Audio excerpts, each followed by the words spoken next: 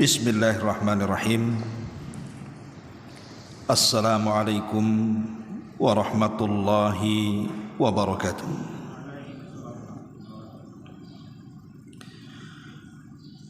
Alhamdulillah,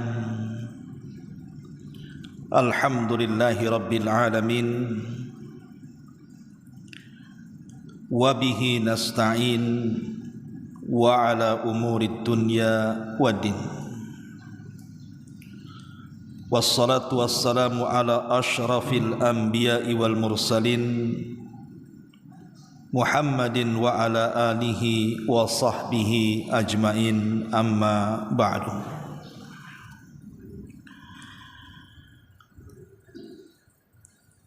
Ma'asyiral muslimat, ibu-ibu yang dimuliakan Allah subhanahu wa ta'ala, rahimakumullah.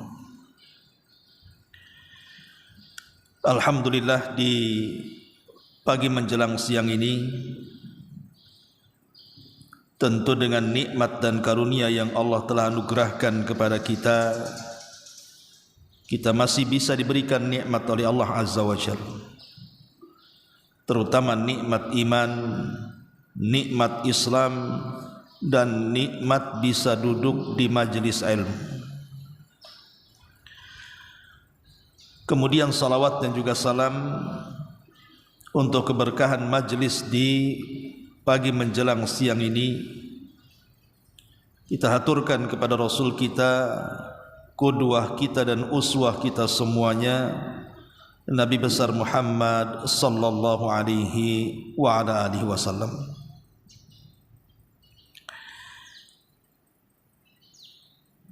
Pembahasan di pagi menjelang siang ini kita akan membahas tentang hukukul asyrah, hak-hak yang 10. Apa saja hak-hak yang harus kita tunaikan dari 10 perkara ini, di mana Allah subhanahu wa ta'ala merangkum 10 hak ini di dalam firman-Nya surah An-Nisa ayat 36. Ma'asyiral muslimin wal muslimat rahimani wa rahimakumullah. Kita tahu bahwa Islam datang kepada kita dalam rangka menyempurnakan akhlak manusia, sehingga Nabi SAW mengatakan, innama bu'ithtu liutammima makarimal akhlak. Aku diutus untuk menyempurnakan akhlak manusia. Lah akhlak sendiri terbagi menjadi 2. Ada akhlak yang berkenaan dengan Allah, ada akhlak yang berkenaan dengan sesama hamba-hamba Allah, dan itu terangkum dalam 10 hak dan kewajiban yang harus kita tunaikan. Yang pertama berkaitan dengan hak yang berkaitan dengan Allah, atau akhlak yang berkaitan dengan Allah subhanahu wa ta'ala. Di dalam surah An-Nisa ayat 2 ayat 36 Allah mengatakan, wa'budullaha wa la tusyriku bihi syai'a. Sembahlah Allah dan jangan sekutukan Allah dengan siapapun. Maka dalam hal ini hak kita kepada Allah subhanahu wa ta'ala, atau lebih tepatnya adab dan akhlak kita kepada Allah subhanahu wa ta'ala, adalah dengan cara menanamkan tauhid, menegakkan tauhid di dada-dada kita semuanya. Karena seluruh agama yang dibawa oleh para nabi itu asasnya adalah tauhid la ilaha illallah. Baik agama yang dibawa Nuh alaihi salatu wassalam, maka Nuh mengajak kaumnya untuk mengesahkan Allah dengan kalimat la ilaha illallah. Kemudian juga kepada Ibrahim juga mengatakan kepada kaumnya agar menanamkan kalimat la ilaha illallah. Begitu juga kepada Nabi Musa alaihi salatu wassalam, Nabi Musa mendakwahkan dakwahnya kepada kaumnya agar mereka mengucapkan kalimat la ilaha illallah. Begitu juga kepada Isa bin Maryam, dan yang terakhir kepada Rasul kita Muhammad sallallahu alaihi wasallam, umirtu an uqatilan nas hatta yashhadu an la ilaha illallah. Aku diperintahkan, kata Rasul, untuk memerangi manusia agar mereka mengucapkan kalimat la ilaha illallah. Itulah kalimatut tauhid. Dari sini Allah Subhanahu wa taala mengatakan, wa laqad ba'atsna fi kulli ummatir rasulan an ibudullaha wajtanibut taghut. Dan sungguh kami telah utus pada tiap-tiap umat ini seorang rasul, di mana tugasnya menyampaikan kepada umatnya, sembahlah Allah dan jauhi sesembahan selain daripada Allah alias taghut. Inilah akhlak pertama kita kepada Allah Subhanahu wa taala. Tanamkan tauhid, hujamkan tauhid dalam dada-dada kita. Sekali la ilaha illallah, maka tetap la ilaha illallah. Sekali tauhid, maka tetap tauhid. Jangan sampai kemudian tauhid ini bergeser sehingga menjauhkan kita dari sesembahan kepada Allah Subhanahu wa taala. Ma'asyiral muslimat yang dimuliakan Allah Subhanahu wa taala, dan lawan daripada tauhid adalah kekufuran. Dan kufur sendiri terbagi menjadi 3 macam-macam kufur itu. Yang pertama, ada yang sifatnya kesyirikan, sifatnya syirik, orangnya musyrik. Ada yang sifatnya nifak, sifatnya nifak, orangnya munafik. Dan ada yang sifatnya murtad, orang yang keluar daripada Islam.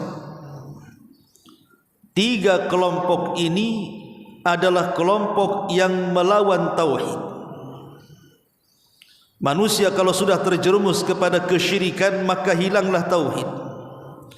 Manusia kalau sudah terjerumus kepada kemunafikan, maka tertanggallah tauhid. Manusia kalau sudah terjerumus kepada kemurtatan, maka sama dengan menggerus tauhid. Orang yang terjerumus kepada kesyirikan, dia tidak sedang beradab kepada Allah. Orang yang terjerumus kepada munafik, maka dia tidak sedang berakhlak kepada Allah. Orang yang terjerumus kepada kemurtatan, dia tidak sedang beretika kepada Allah Subhanahu wa taala. Karena 3-tiganya lawan daripada tauhid. Pertama, kesyirikan. Syirik itu sifatnya orangnya disebut musyrik. Dan syirik itu artinya taswiyatullahi bi ghairillah, menyamakan Allah Subhanahu wa taala dengan selain Allah Subhanahu wa taala. Menyamakan Allah dengan selain Allah. Dia yakin kepada Allah, tapi di sisi lain dia yakin kepada selain Allah Subhanahu wa taala. Itulah syirik. Di zaman Nabi sallallahu alaihi wasallam, Nabi sallallahu alaihi wasallam diutus kepada umat yang rusak akidahnya, karena mereka menyembah berbagai macam berhala, sampai berhala yang di sekitar Ka'bah saja jumlahnya 360 lebih. saking banyaknya berhala yang disembah orang-orang musyrik itu. Dikenallah kemudian berhala-berhala orang musyrik itu dengan sebutan Lata, Uzza, Manat, Hubal, Saif, Nailah, dan macam-macam lagi namanya. Nabi diutus kepada mereka orang-orang yang menyembah ini. Dan Nabi SAW selama 13 tahun berusaha menyelamatkan manusia dari penyembahan kepada berhala. Tetapi Allah Subhanahu wa taala belum berikan hidayah kepada penduduk Mekah kecuali sedikit. Baru setelah Nabi hijrah ke Madinah, kemudian menetap 10 tahun di kota Madinah, sebelum wafatnya Nabi SAW kemudian menaklukkan kota Mekah. Disitulah mulai Rasul memberantas kesyirikan satu persatu, sehingga Allah mengatakan ja'al haq wa zahaqal batil innal batila kana zahuqa. Ketika datang kebenaran, tergeruslah kebatilan, karena kebatilan itu pasti akan dikalahkan dengan kebenaran. Akhirnya kemudian penduduk Mekah kembali mentauhidkan Allah. Tidak lagi ada orang yang menyembah Lata, tidak ada orang yang menyembah Uzza, tidak ada lagi orang yang menyembah Manat, dan begitu seterusnya. Maka negeri Mekah menjadi negeri tauhid sejak diutusnya Rasul sampai hari ini. Satu-satunya negeri tauhid itulah negeri Saudi Arabia, khususnya Mekah dan Madinah. Tapi di zaman sekarang saya kira tidak ada orang yang menyembah Lata dan Uzza. Tidak ada yang akan menyembah Manat dan juga Hubal. Tidak ada yang menyembah Saif dan juga Nailah. Tetapi bukan berarti ketidakadaannya berhala-berhala itu, kesyirikan lantas hilang di tengah-tengah kaum muslimin. Rupanya tidak. Karena berhala-berhala yang dulu disembah di zaman jahiliyah itu berubah berhalanya. Boleh jadi dulu disebut Lata, sekarang disebut harta. Dulu disebut Hubal, sekarang mungkin disebut tahta. Boleh jadi mungkin dulu disebut Nailah, Saif dan yang semacamnya. Boleh jadi mungkin sekarang disebut wanita, ataupun mungkin pasangan hidup, dan begitu seterusnya. Itulah yang kemudian kesyirikan itu sama, cuman bentuknya yang berbeda. Kalau dulu mengagungkan Lata Uzza, sekarang mengagungkan harta. Kalau dulu mengagungkan Manat dan juga Hubal, sekarang mengagungkan tahta, dan begitu seterusnya yang berkaitan dengan dunia. Tapi yang namanya kesyirikan itu sama saja. Intinya adalah menduakan Allah Subhanahu wa taala dengan yang lainnya. Karena ketika kita lebih mengagungkan harta kita dibandingkan mengagungkan Allah Subhanahu wa taala, maka sadar ataupun tidak dia terjerumus kepada kesyirikan. Ketika kita lebih mencintai keluarga kita, mencintai dunia kita, sadar ataupun tidak dia telah terjerumus kepada kesyirikan. Ketika menanamkan perasaan takut kepada bos kita, takut kepada atasan kita, mau tidak mau dia terjerumus kepada kesyirikan. Atau ketika kita menyandarkan diri kepada selain Allah, tidak yakin dengan Allah Subhanahu wa taala, akhirnya bergantung kepada dukun-dukun, tangkal-tangkal, jimat-jimat, maka itu sama juga kita telah menyekutukan Allah Subhanahu wa taala. Jadi dari sini kita tahu bahwa kesyirikan itu akan tetap ada. Sejak zaman diutusnya Rasul sampai hari ini, syirik itu tetap ada dan berkembang, walaupun beda caranya.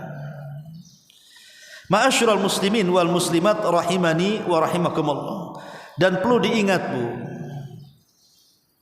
jangan sampai saya, ibu atau keluarga ibu jatuh kepada kesyirikan.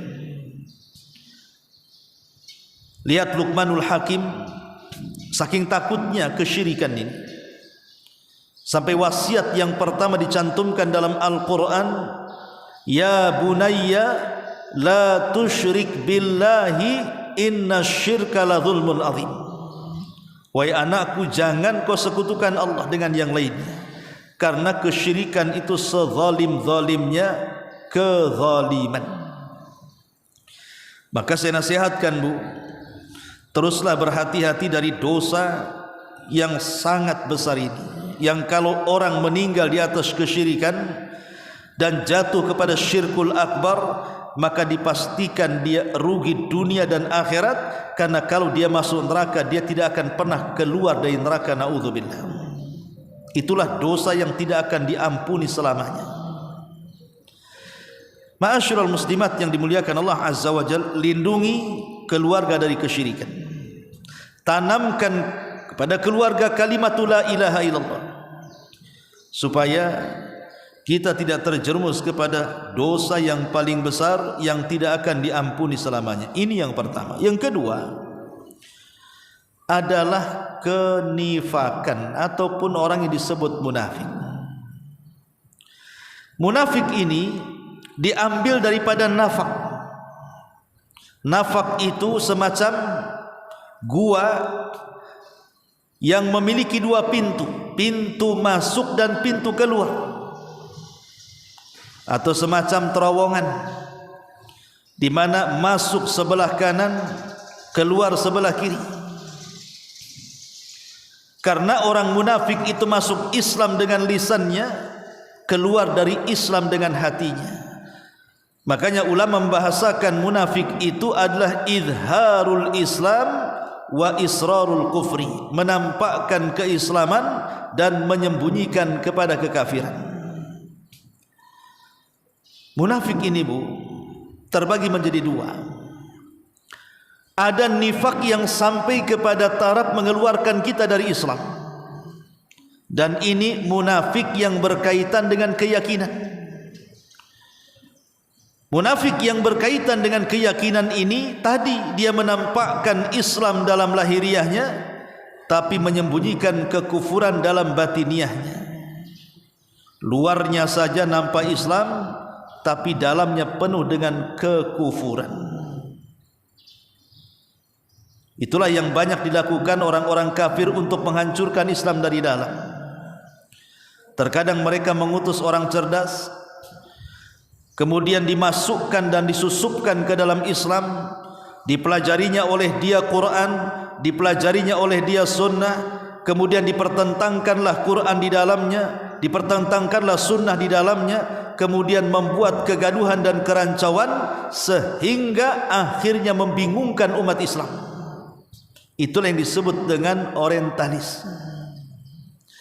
Orang-orang yang pura-pura masuk ke dalam Islam tapi menghancurkan Islam dari dalam.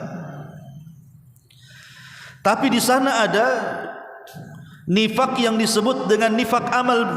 Ini yang paling banyak. Seperti kalau dia bicara, dia suka dusta. Kalau dia sholat, dia malas-malas. Kalau dia berjanji, dia berkhianat. Kalau dia dititipi amanah, dia pun tidak mengerjakan amanah. Ataupun orang yang tajasus, mengorek-ngorek keburukan kaum muslimin, dan begitu seterusnya. Walaupun memang munafik amal ini tidak mengeluarkan kita dari Islam, tapi ini tangga kepada nifak akbar. Maka sebaiknya hindari sifat-sifat munafik ini. Kemudian yang ketiga, murtad. Murtad ini artinya orang yang tadinya Islam, kemudian keluar Islam, masuk kepada agama di luar daripada Islam. Entah dia masuk Nasrani, entah dia masuk Yahudi, entah masuk Hindu, Buddha, Konghucu dan yang semacamnya. Maka orang yang keluar dari Islam, orangnya disebut murtad. Dan orang murtad ini sangat bahaya sekali, karena bisa melepaskan keimanan dari badannya. Tapi murtad itu bukan hanya sekedar orang yang terang-terangan keluar dari Islam dan merubah KTP, Bu. Terkadang KTP-nya masih Islam, tapi dia tidak sadar kalau dia sudah tidak ada Islam. Seperti umpamanya dia meyakini bahwa agama itu semua sama, seperti yang diyakini orang-orang liberal, semua agama itu sama. Orang yang mengatakan semua agama sama itu bisa kufur, dia bisa murtad tanpa sadar. Ataupun orang yang mengatakan bahwa Islam ini agama yang hurriyah, bebas, membebaskan para penganutnya untuk memilih terserah dengan keyakinan yang ia yakini. Mau jadi Hindu ya silahkan, mau jadi Yahudi ya silahkan, mau jadi, membebaskan. Terserah orang itu mau beragama apa saja. Maka keyakinan seperti ini juga tanpa sadar orang itu bisa murtad, atau berhukum kepada selain hukum Allah dan meyakini bahwa hukum selain hukum Allah itu lebih baik, lebih mulia, lebih agung dibandingkan Al-Quran dan Sunnah. Ini bisa murtad. Atau yang datang ke dukun kemudian meyakini apa yang dikatakan Mbah Dukun, kita bertanya kemudian meyakini apa yang difatwakan Mbah Dukun, walaupun dia ngaku masih Islam, dia tidak sadar itu bisa menjadikan dia murtad. Dan banyak lagi. Jadi murtad itu tidak mesti orang keluar dari Islam secara terang-terangan, maksudnya ya, bisa dengan keyakinan-keyakinan yang sadar ataupun tidak Islamnya telah batal, dengan menghina Al-Quran, dengan menghina Rasulullah, dengan menghina ayat-ayat Allah Subhanahu wa ta'ala, dan begitu seterusnya ya. Ma'asyiral muslimat yang dimuliakan Allah Subhanahu wa ta'ala, inilah 3 jenis kekufuran yang berkaitan dengan akhlak kita kepada Allah Subhanahu wa ta'ala. Maka kalau kita hendak berakhlak kepada Allah, tanamkan tauhid. Tanamkan tauhid, hindari kekufuran. Baik itu kufur kepada Allah Subhanahu wa ta'ala dan mempengaruhi imannya, seperti kesyirikan, kemunafikan dan kemurtadan, ataupun yang kedua yang disebut dengan kufur nikmat. Kufur nikmat tentu lebih bawah dibandingkan kufur sebelumnya. Secara tingkatan kufur nikmat tentu lebih ringan dibandingkan kufur-kufur sebelumnya.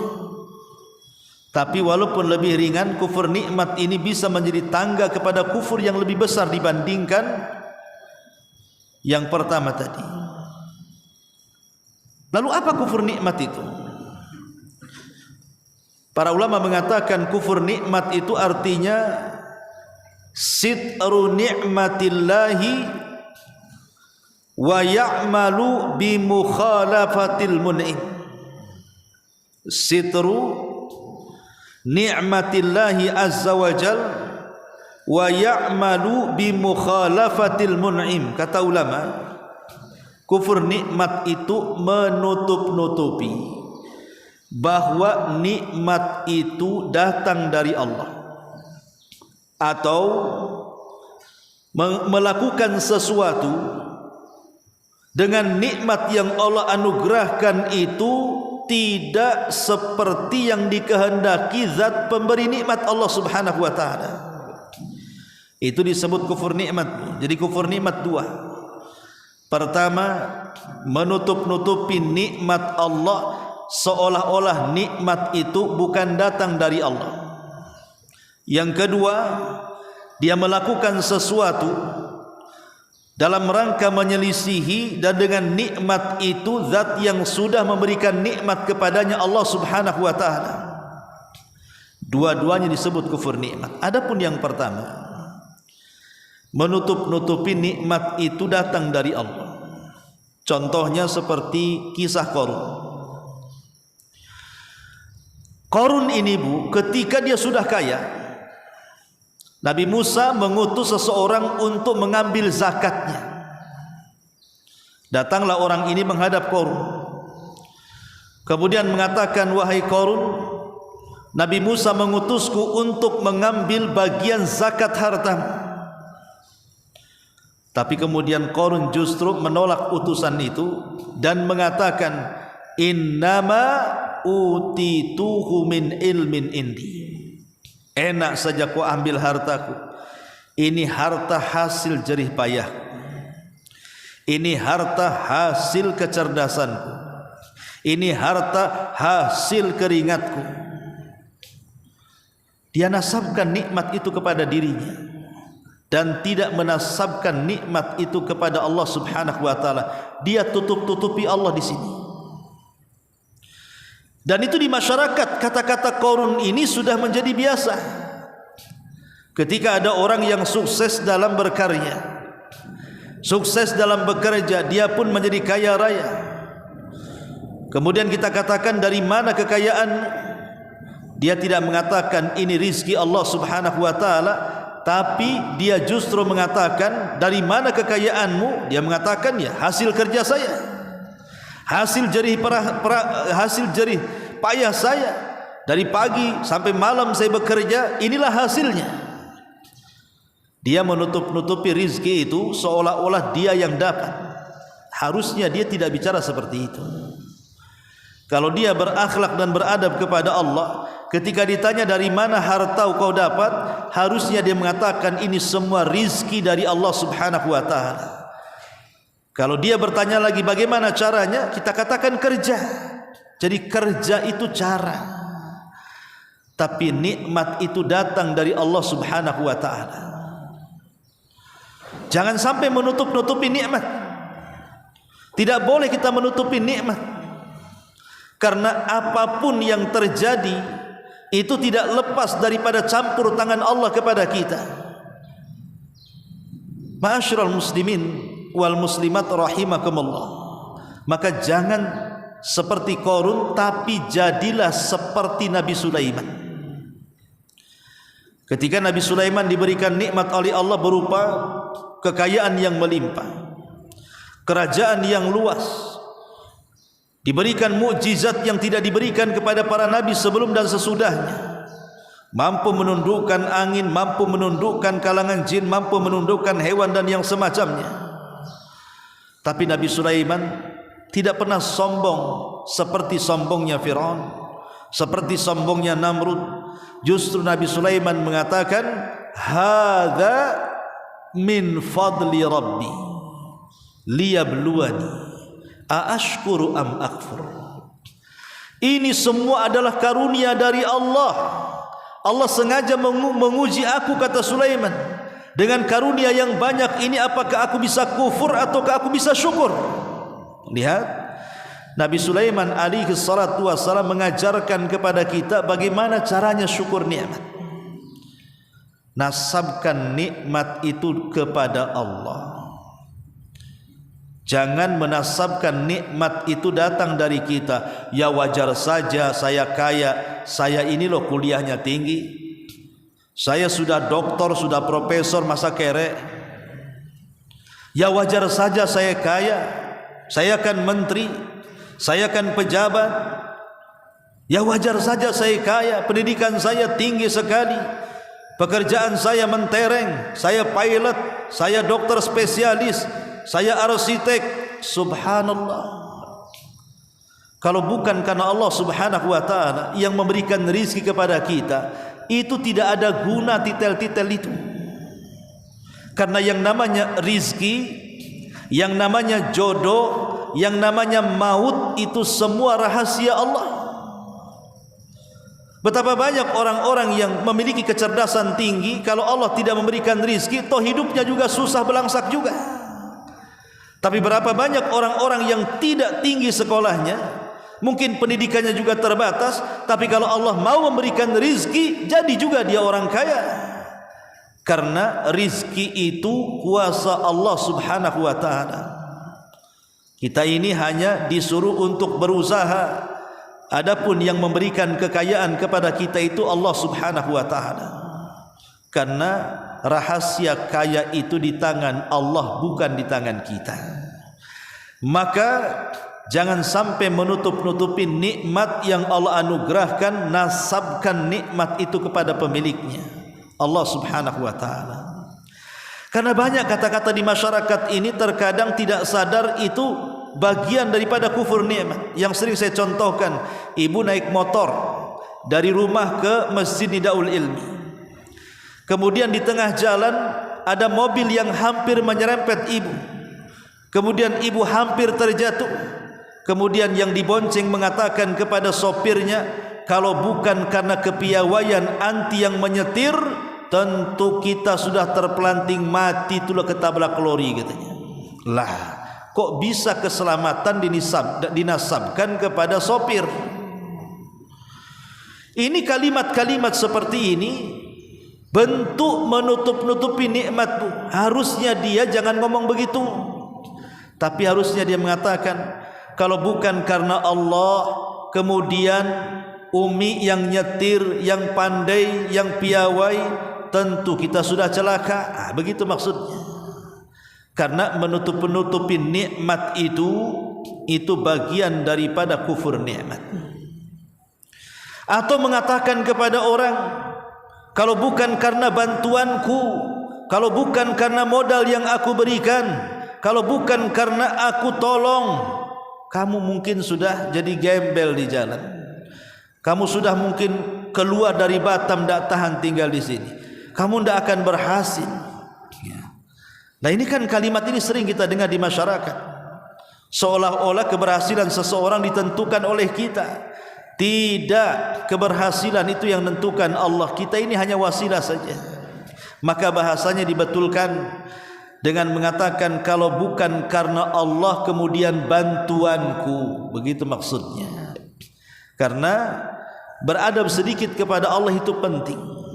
Walaupun kita yakin semua datang dari Allah, tapi kita dituntut berakhlak. Kita ngomong dengan manusia saja asal-asalan tersinggung, apalagi bicara tentang nikmat Allah Subhanahu wa taala. Ini yang pertama, namanya sitru ni'amillahi azza wajalla. Bagian daripada kufur nikmat itu menutup-nutupi nikmat, tidak dinasabkan kepada yang memberikan nikmat. Yang kedua, wa ya'mal bi mukhalafatil mun'im. Dia melakukan sesuatu dengan nikmat yang Allah anugerahkan itu untuk menyelisihi zat yang telah memberikan nikmat kepadanya. Diberi mata oleh Allah Azza wa Jal, tidak bersyukur, malah dilihatkan kepada yang diharamkan. Diberi telinga oleh Allah, tidak bersyukur, malah diperdengarkan kepada perkara-perkara yang memiliki dosa seperti ghibah, namimah dan yang semacamnya. Diberikan lisan oleh Allah, bukannya bersyukur untuk membaca Quran, berzikir, mengislah manusia, berdakwah kepada manusia, justru digunakan untuk ghibah, digunakan untuk nipu, digunakan untuk dusta, digunakan untuk mengadu domba, dan begitu seterusnya. Diberikan nikmat tangan, diberikan nikmat kaki yang harusnya dilangkahkan ke tempat-tempat yang sekiranya di situ ada pahala, melangkah ke majelis ta'lim, melangkah ke masjid, melangkah ke tempat-tempat untuk bersilaturahim, malah dilangkahkan untuk bermaksiat kepada Allah Azza wa Jalla. Ini semua dalam rangka menyelisihi orang atau zat yang memberikan nikmat kepada kita, Allah. Maka itu bagian daripada kufur nikmat. Jadi kufur nikmat itu tidak menggunakan nikmat Allah kepada yang semestinya. Ma'asyiral muslimat yang dimuliakan Allah Azza wa Jalla, inilah dua perkara yang harus dipahami tentang adab kepada Allah Azza wa Jalla. Jangan kufur kepada Allah dengan tiga macamnya: syirik, murtad, ataupun nifak. Yang kedua, jangan kufur kepada Allah, artinya mengkufuri nikmat yang Allah anugerahkan kepada kita. Karena dua kufur ini menunjukkan tidak beradabnya kita dengan Allah Subhanahu wa taala. Yang kedua, adab dengan manusia. Apa saja adab dengan manusia ini? Inilah masuk pada hukukul ashr namanya. Ya. Di antaranya adab kepada manusia, saya baca secara singkat baru kita jelaskan. Pertama, beradab dengan kedua orang tua. beradab dengan kedua orang tua. Kemudian yang kedua, beradab dengan pasangan kita. Pasangan kita antar suami dan juga istri. Kemudian juga beradab dengan bidzil qurba, dengan kerabat-kerabat kita. Kemudian beradab dengan anak-anak yatim. Kemudian beradab dengan tetangga-tangga dekat ataupun jauh. Kemudian beradab dengan fakir miskin. Beradab dengan fakir miskin, kemudian beradab dengan ibnu sabil, orang-orang yang ada di jalan yang sedang safar.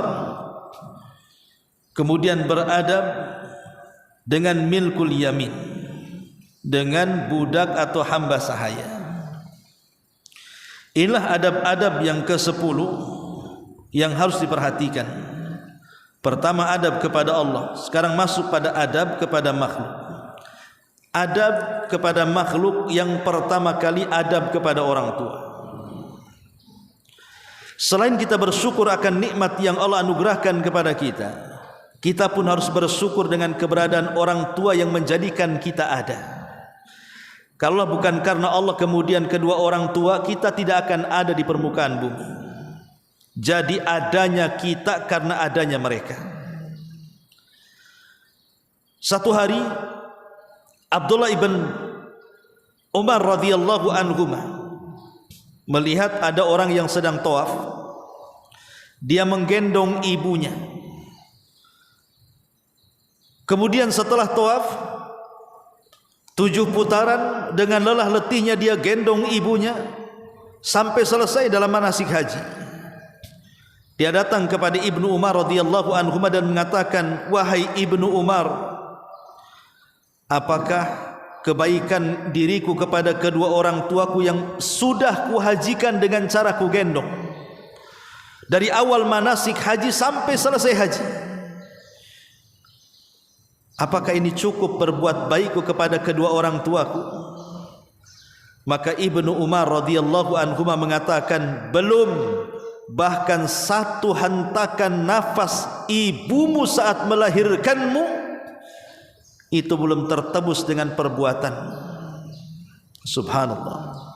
Satu hentakan nafas seorang ibu melahirkan kita, itu tidak bisa ditebus dengan kebaikan kita kepada ibu kita dengan cara menghajikan kedua orang tua kita dengan menggendongnya.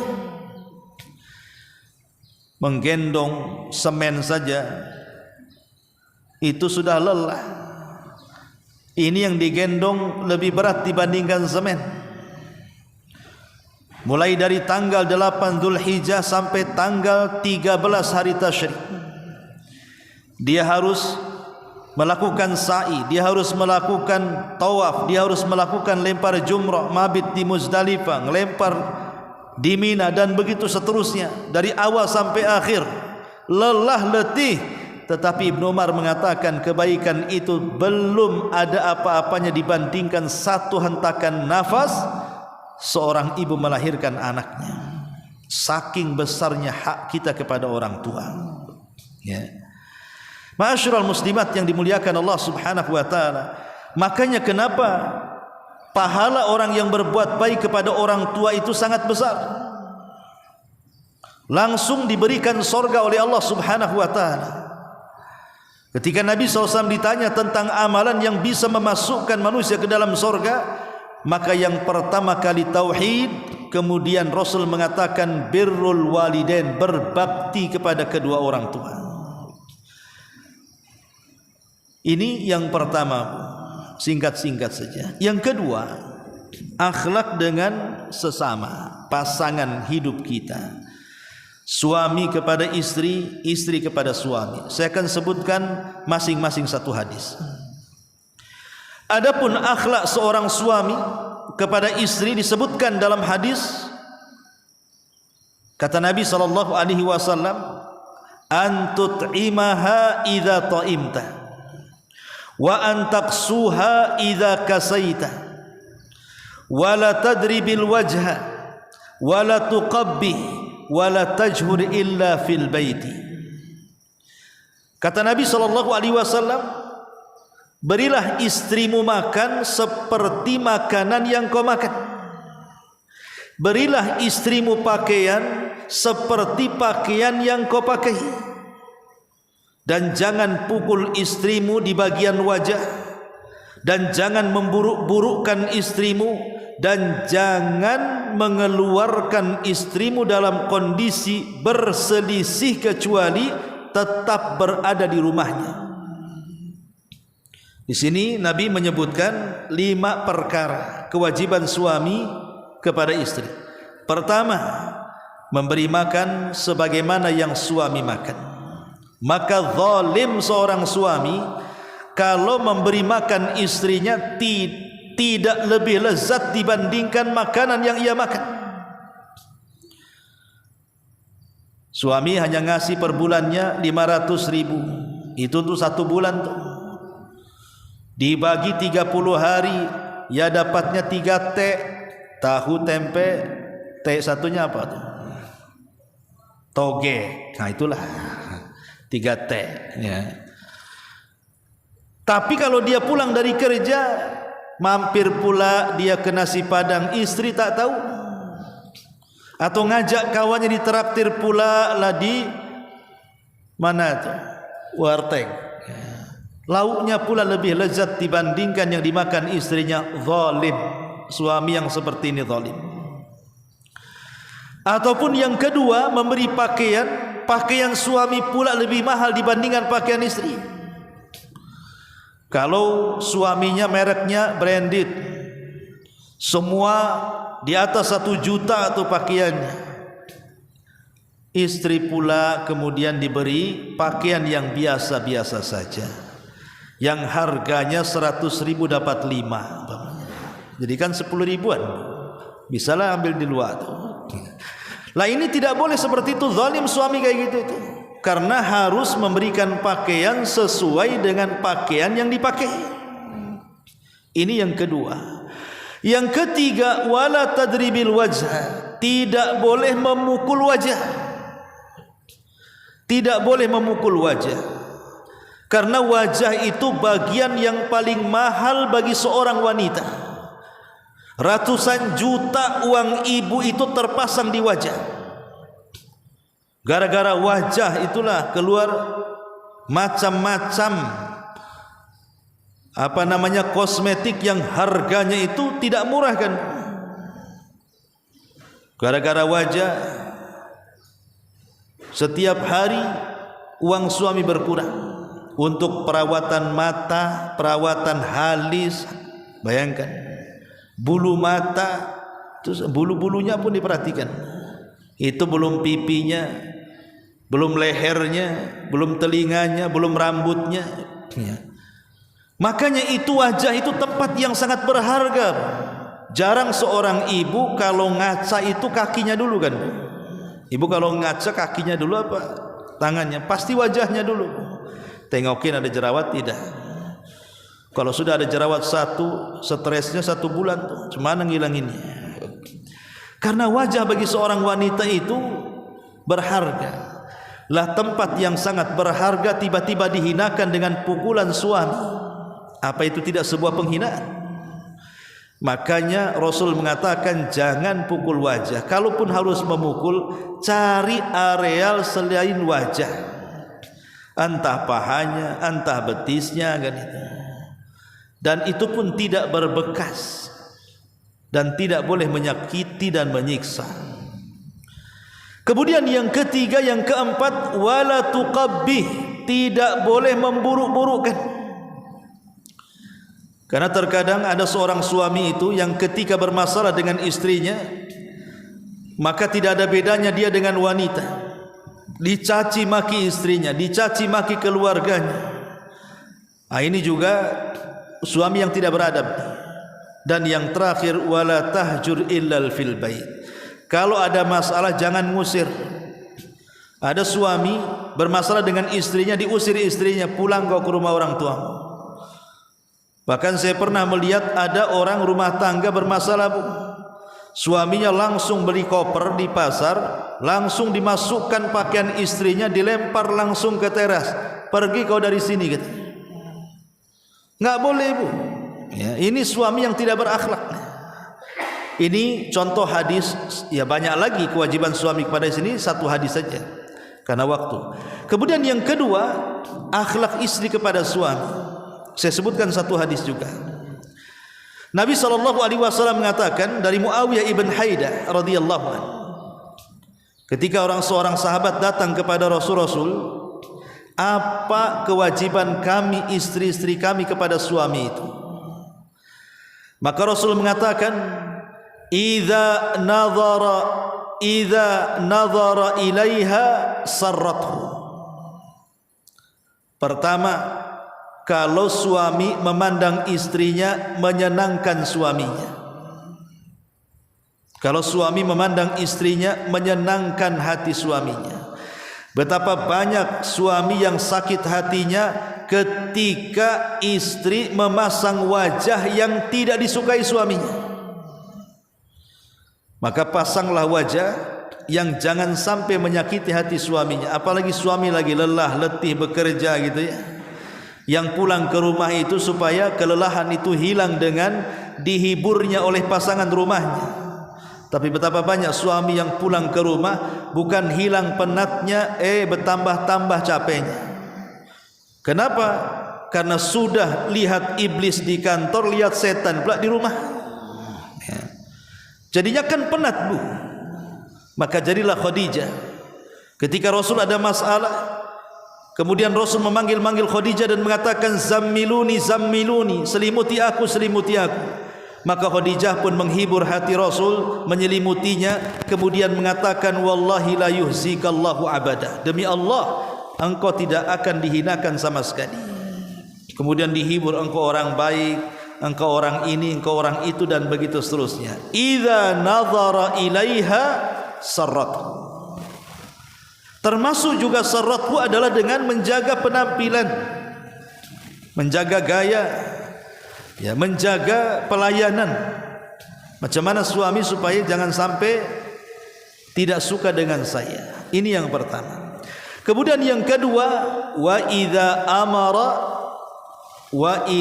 amaraha ata'athu. Apabila suami memerintahkannya, dia pun taat. Kalau suami memerintahkan sesuatu, maka langsung taat. Jangan suami bilang A, ibu pula bilang B. Suami bilang B, ibu pula C. Suami bilang ke barat, ibu pula ke timur. Maka tidak boleh setelah mentaati perintah Allah, maka ada kewajiban ibu mentaati perintah suami. Kemudian yang ketiga kata Nabi SAW, wa in aqsama biha abarathu. Kalau suami bersumpah melarang sesuatu, maka harus ditaati larangannya. Kata suami, jangan pergi, ya diam di rumah. Jangan pergi, malah pergi. Jangan bergaul dengan si Anu, ya sudah, enggak usah bergaul dengan si Anu. Malah bergaul dengan si Anu. Jangan main HP, kata suami. Ya udah, taruh HP-nya.